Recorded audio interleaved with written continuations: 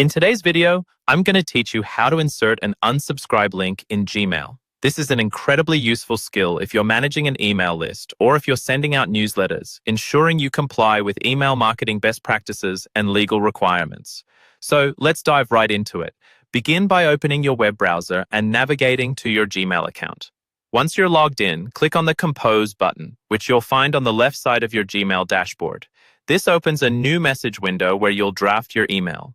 In the new message window, start by entering the recipient's email address that you want to send your email to. Below the To field, you'll find the subject line.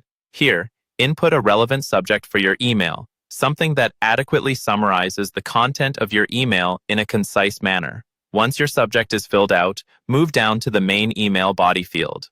This is where you'll compose your message. Write out your email as you normally would, including any text, images, or links you need.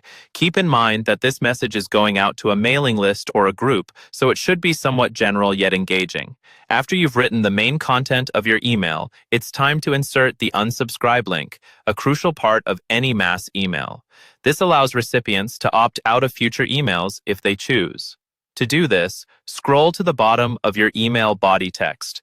Leave a space or two after your closing statement, then type a line such as, "To unsubscribe from future emails, click here." Highlight the words, "Click here." Now, look for the link icon in the formatting menu right above the email text area. It typically looks like a chain link. Click on this icon to open a pop-up window that allows you to insert or edit a hyperlink. Once the pop-up appears, you'll see a field labeled Text to Display, which will show "Click here," as we highlighted before. Below this, there's a field for entering the URL. Here, you'll need the URL of your unsubscribe service or form.